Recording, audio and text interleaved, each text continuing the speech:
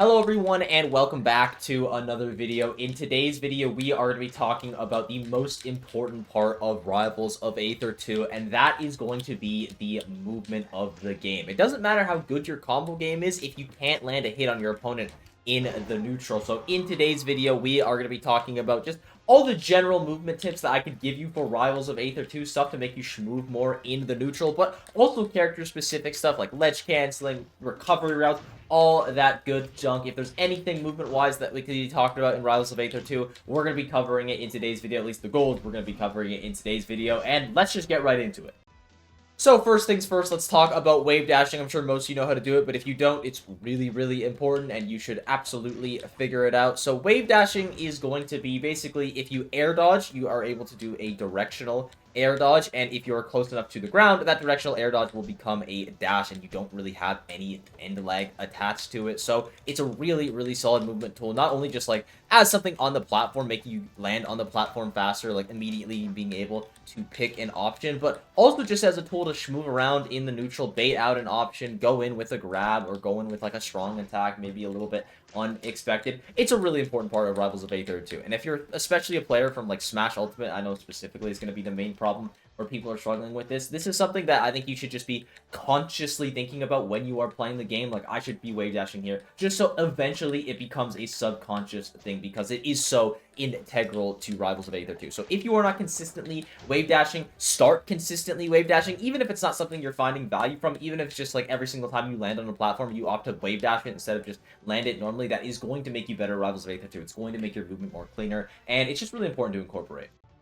Next up is going to be a Moonwalk, and the way that you complete a Moonwalk is you hold forward in one direction and then make a quick circular motion back in the other direction. It can be at the top or the bottom of the C-stick. It really does not matter. And this is not maybe as useful as something like wave dashing, but it's definitely something that you can get major implications. It looks like you're going to be running in against your opponent, and actually you're running really, really far away from your opponent. And there's also certain characters that can get more value out of it than others. Like Ranno, for example, gets a ton of value out of this move because of his up tilt, or this movement tech, I should say. Because of his up tilt, he's able to keep sliding with it. So it's something that's very strong. Again, not as strong as wave dashing, but if you want to just like kind of bait your opponents, it looks like you're running in. Actually, I'm not running it at all. It can be very good. And it should be noted, I think you can only do a Moonwalk out of the initial dash. So you can't just be running and then Moonwalk on someone. It has to be immediately out of the movement. But it's a really cool tech. It's something that can absolutely catch your opponents off guard. And also, most importantly, it looks cool.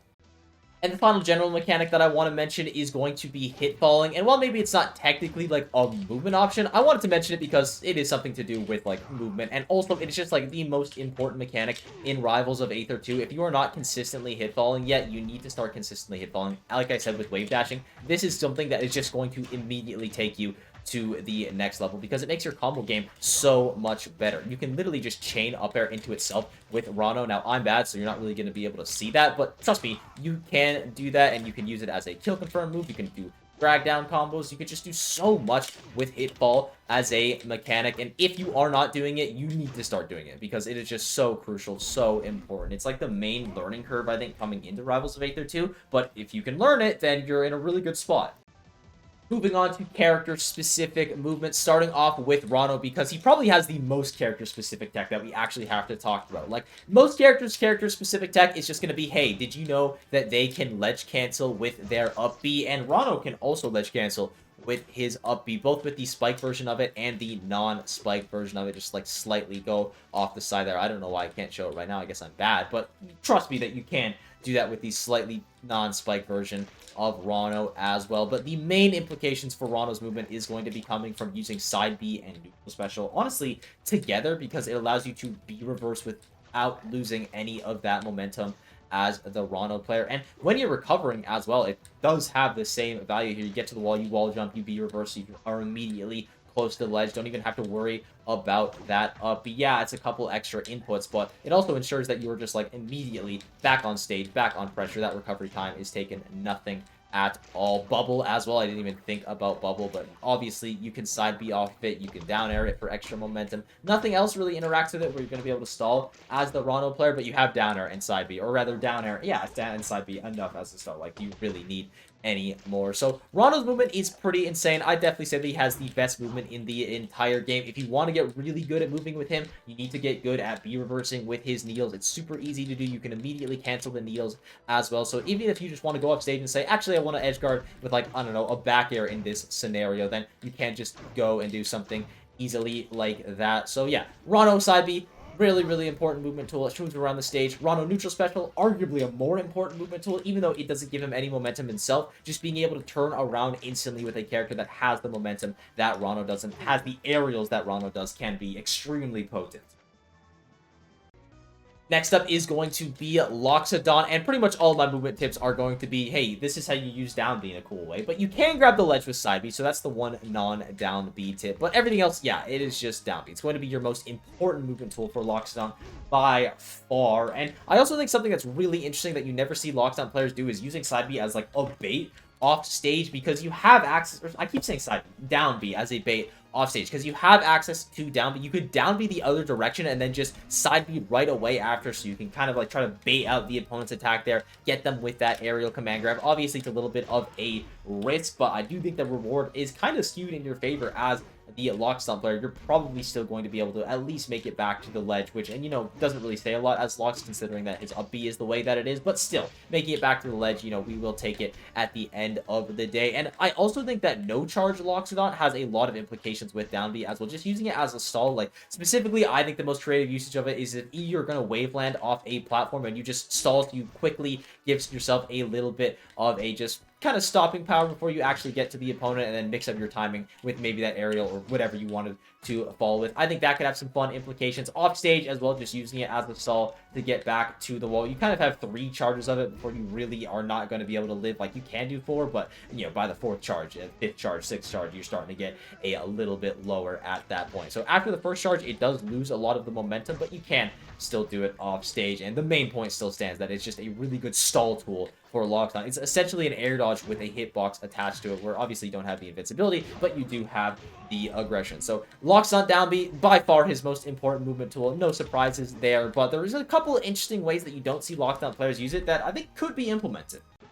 Next up is going to be Wrastor, and my biggest tip with Wrastor is just have good placement of your side. Do it with a short hop so you get it not only when you're on the ground, but also when you're in the air on a platform potentially, because Slipstream just makes Wrastor's neutral so much better than it was before by giving him that extra speed boost. You can also use it to turn Wrastor around in the air, so like, I don't know, let's say you hit someone with a back air, you want to edge guard them with a forward air, well, you can absolutely do that with this move. You can just turn around, nice and simple, keep that edge guard going. Obviously, they died there, but you still get the point that I'm trying to get across. You can use down B as a tool for ledge canceling as well, and especially when you have Slipstream near the down B ledge canceling, you can go far as the Wrastor player, get a ton of mix-up there, and you can just straight up go to miss the ledge as well when you have Slipstream, that extra level of mix-up. And then I guess the final thing that I would say for Wrastor, and this is kind of just something that you're going to have to figure out as a Wrastor player, is get good at using a down B. Down B is such a oppressive tool because you have so much mix-up on it. You can be rising to the ceiling and then fall like a rock just during the last second of it. So if you know how to use this tool fluently in your disadvantage state, it can be really hard to pin a hit on Wrastor, especially if you have that side B active. So yeah, my main movement tip for Wrastor is going to be just use side B. It is so important for this character. It makes his movements so much better. But you also have using side B as a B reverse. You have down B as a ledge cancel as well. You've got a little bit of mix up here with Wrastor, but the obviously main gimmick is the thing that just makes you literally faster.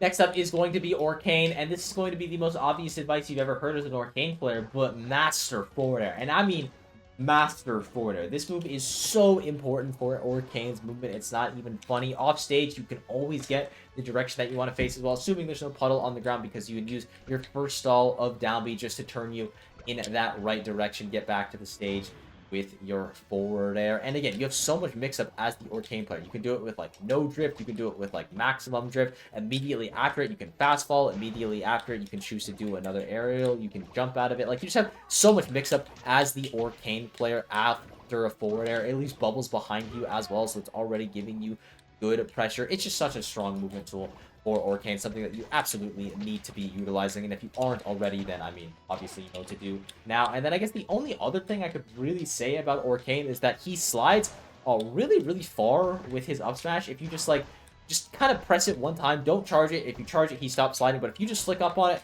he is going to get a very far slide with that. And it's the same thing with the other strong attacks as well, but up smash, or up strong rather, is going to be like the best example of that. So you can definitely catch people off guard with this sliding up strong. I'm sure most Orcane players knew that already, but I'm also sure most Orcane players knew that they needed to use forward air. But also, like, yeah, you need to use forward air. It's really, really important for this character. Also, really quickly, I just wanted to add, in case you're an Orcane player that doesn't know this, with down B, you can actually hold down, and Orcane will go down slightly with it. Now, it's only down. It's the only direction that you can actually influence, but you do have a little bit of mix-up there as the Orcane player of where you are going to land. Maybe you, like, go below the ledge as well, or directly to the ledge if you were above it in case scenario. So, if you didn't know that Orcane could go a little bit down with down B, or side B, rather, now you do. Next up is going to be Etalus, and I mean, the movement tip that I have for Etalus is just, you know, put ice on the ground, and his movement is going to be really, really good. And if you don't have ice on the ground, then he doesn't have actually any movement at all. And really, it's kind of as simple as that for Etalus. I don't honestly have a ton more to say. Hitfalling is really important with this character, just doing a dash attack hitfall in there. So if you're an Etalus player, make sure you learn how to hitfall. Make sure you know how to consistently put ice on the ground. Forward tilt does a lot more ice than you would actually expect. It's not a bad idea to, like, just use this move to apply it in neutral. Side B as well, it can be parried, so it's something you have to be aware of. But if there's no one to parry it, then obviously you can just put ice on the ground. And then up B is probably the main tool of how I apply ice on the ground. Not only because it's just a really nice tool to move or use in neutral, but you can immediately cancel it into either just immediate waveland or a waveland on the platform, or not cancel it at all. Just pop people up in the air once you start getting to those good percents and combos as well. So if you want to apply ice to the ground, there's a lot of different ways to do it. I think that using down B, or rather up B, is your best way to do it. Side B is also a really good way to apply ice and mask, but there is a risk to it because you can get parried. And yeah, that's kind of all I really have to say about Etalus. Obviously, it's like, of course, ice was going to be the main trick. Like, what else? Next up is going to be Fleet, and for Fleet, obviously, the big pro that I'm going to give you is you need to learn how to ledge cancel with her up B, and she probably has the best ledge cancel of any of the up Bs in this game, because the momentum that Fleet gets is insane, especially, like, on Fleet, because you gotta remember, she's Fleet, she's not the fastest character in the world, she's floating around with this aerial drift, but when she's coming at you like a absolute race car like this, it is just really, really hard to react as the opponent, especially considering that she can float out of it, she can just jump out of it, you have all of the mix-ups that you want as the Fleet player. So you need to learn how to be reverse, or not be reverse, consistently ledge cancel with this character's up B. It's just so crucial for the movement. Really, really makes your neutral that much better because you're just that much more explosive. And I also think that Fleet players need to get better at getting value out of down B. Like, whenever there's a situation where you want to spot dodge or roll away, even wave dash away, just down B in that situation. Leave with a hitbox. Obviously, you want to make sure that you're down B in the right way. You don't want to down B towards them, but maybe you want to down B towards them. It's like a juke overhand. You're actually mixing the upper living hell out of them. There's just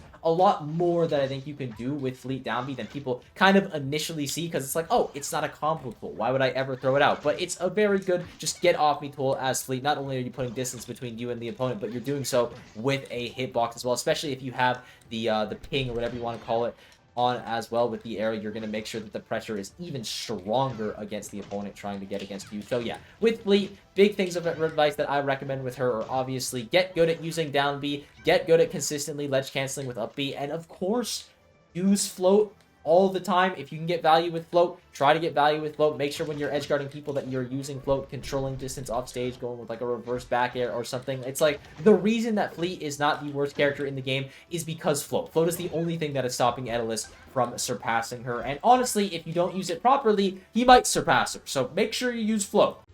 Next up is going to be Kragg, and basically all of my movement advice is going to be coming in the form of using side B just better than you're probably using it right now. You want to be able to consistently ledge cancel with side B so you get none of that nasty Kragg ending lag that you normally do when you are recovering from off stage. If you throw a boulder and then side B into it, that's not the boulder throw that I want. If you neutral throw a boulder and then side B into it, you're going to be able to get that extra jump coming back to the stage. And this is what takes a good Kragg player to a great Kragg player, is getting good value out of your side B. Because the way that side B works, if you don't know, is you just have to cancel it if you don't hit someone, but if you do hit someone, you are able to jump out of it. So you can wave land out of it, you can, like, I don't know, just jump away out of it. You can do my personal favorite of doing an immediate B reverse neutral special. If they're in shield, that's almost assuredly going to grab them. You just got so much mix-up as the Kragg player once that side B hits. But again, you have to actually hit the side B. If the opponent just jumps over you, you're just going to keep going into Narnia as the Kragg player. So it's not a bad idea if you want to go for a side B to ensure that the rock is behind them. So at least if that initial hit doesn't hit, then you are able to jump off hitting your rock. So Kragg, really, really important that you fully understand how to master side B, both using up B as a tool where you're able to go off stage, pull the rock, and then I guess I can't pull it off this pillar, but pull the rock off stage, use side B to get back to stage, or even just using side B on stage when the rock is available, ledge canceling off the platforms as well. Just get better at using Kragg side B, and your disadvantage state will go from pretty tough to way, way more manageable. Next up is going to be Maypul, and of course the main advice I got for Maypul is that you need to be using up air when you are jumping with this character. Not only does it give her a lot more aerial drift, but she also just jumps higher with it. So when you're recovering, like if you were to say, I don't know, wall clinging, you would want to immediately up air after that wall cling. If you wanted to double jump someone, you would immediately want to up air. And luckily for Maypul, this also just happens to be her combo tool, so it's okay that she's rising with a juggling up air. But even if you're not specifically using it to combo someone, just using up air to get that extra positioning in the air is something that is really, really good for Maypul. And outside of that, you also have down B and side B, because you can immediately side B out of down B. You can also just down B and just continue to go to the ground, and Maypul will just like fall like a rock pretty much until she hits the floor. Like, you fall fast when you do that down B, but you do have the option to side B out of it pretty much whenever you want. So get really tricky using your movements there with side B. You also have this backdash version of side B, where if you do the initial input and then hold it backwards, you are going to be able to send them backwards as well. So if you're doing wrap combos, I mean, this is definitely a really good way to keep them going. But yeah, Maypul, very, very important that when you are double jumping, you are also up airing, because it gives her a ton more momentum, makes her a way more oppressive character to deal with in the air. And if you can start moving around with side B and down B, you're going to be pretty much impossible to hit. Next up is going to be Zetterburn, and first things first, if you cannot wave shine, you want to be able to learn how to wave shine, because it is something that is really, really important with this character. So just being able to do a shine and then immediately ledge canceling or wave dashing out of it it's crucial to Zetterburn's pressure. Like, makes up pretty much 50% of it, at least in the Zetterburns that I like to play against. You're also going to have down B as a really nice tool to be able to ledge cancel with, and I should say that both versions of down B you can ledge cancel with, and it's actually really, really easy to do it with the cancel version of down B, because Zetterburn actually keeps a lot of momentum when he is going to be flying in the air when he lands, no matter what. Like, he just slides forward. So if you land on the edge of a platform, you're just keeping all of that momentum, and you can just go back and forth on platforms as well if you want to get a little bit crazy with the movement there. And then when you actually want it to come down, you can slam with your normal version of down B. So I would recommend learning how to ledge cancel with like this version of down B, because obviously you're coming down with the hitbox, applying fire to the ground. It's just better. But if that's something that you are struggling with earlier on, you can go with the canceled version of down B. Super, super easy ledge or ledge cancel, like probably the easiest one in the entire game. And even just when you're recovering in general, if you're not getting a ton of value out of Zetterburn and down B when you're recovering, you probably should start getting it, because it is going to be something that gives you like pretty much the only mix-up that he has off stage. So if you don't know how to wave shine, you know, obviously that should be your #1 priority. But if you do know how to wave shine, then I would recommend getting a little bit fancy with those down B movements on the platforms. Next up is going to be Clairen, and I honestly don't really have anything for Clairen. Like, you can ledge slip with side B, or rather with up B, but you gotta land like right on the ledge there. You have to be very, very precise about it. And then if you use side B and you actually hit it, it gives you your jump back. I'm sure most Clairen players knew that, but if you didn't, then that's something that you can do as a Clairen player. Go a little bit deeper off stage with a side B and then come back. But yeah, like, she's not really the movement character, she's kind of the sword character, so I don't got nothing. Clairen players, if you do, please let me know. Update, I thought of a tip for Clairen, which is going to be you can use side B, or rather neutral special, as a stalling tool off stage. So technically, while it doesn't make you like faster, it is something that has to do with your movement. So there you go, Clairen players. There's your one tip about Clairen that you can do to make her a little bit better. You can make her a little bit more ambiguous when she is recovering by using neutral special. But I don't got a lot to give you. And our final character is going to be Forsburn. First things first, you can use side B, or rather down B, as a B reverse tool, very similar in the sense how you use Wrastor's side B or Ranno's neutral special. And it's just nice to be able to mix up in the air, being able to go from just wailing on someone with a forward air to all of a sudden trying to kill them with a back air, something that is super lethal this character has access to. And then, of course, the majority of the good moolah, the good Forsburn motion, is going to be coming from getting value out of the smokes. And in general, I would recommend setting the smokes as high as you can right when the game starts as a Forsburn player, because in general, it's really annoying to clear these out as the opponent. You have to use your double jump, go up there with an aerial. It's a big commitment. And if you get sent high up in the air, you can just teleport into one of these smokes, pop a side B in there, and then you get to come down with an ambiguous timing as well as the clone. And it's the exact same thing when you're recovering low as well. You want to put smoke, just really, you want to smoke everywhere, but I think the best place is for smoke, or like in a situation where it's as high as you can get it, or lower where you can get it, where you can get to the wall, double jump, maybe even pop a clone before you pop your up B as well. Just have, again, more mix-up. That's kind of the key to success with Forsburn, is having mix-up, and by having more smoke on the stage and also by allowing your clone to be out, you're just going to be getting the maximum amount of mix-up. I should also mention something, that if you are recovering with Forsburn side B, I think in general it's better to not just go for this straight side B to the ledge, because if the player knows what they're doing against Forsburn, really easy to just snipe that out, go for a downer or forward, or really whatever you want. But if you just don't do anything, you just keep your jump and wait for your clone to do something, react to wherever he's going, you have a lot more, again, mix-up as the Forsburn player. It's a lot tougher as the opponent to kind of track down exactly where you are going. So Forsburn, all the movement tips I have are really about just being as tricky as you possibly can be, and then also you can use down B as a B reversing tool, because it's honestly a pretty solid B reversing tool, especially just considering how hard this back air hits. And with that, I thank you all for watching. I hope you enjoyed this video. It's been absolutely unreal as of late. If there's anything I left out, got wrong, or if you just want to say hi, leave a comment down below. Be sure to sub while you're down there, and I will see you all in the next one. Bye-bye.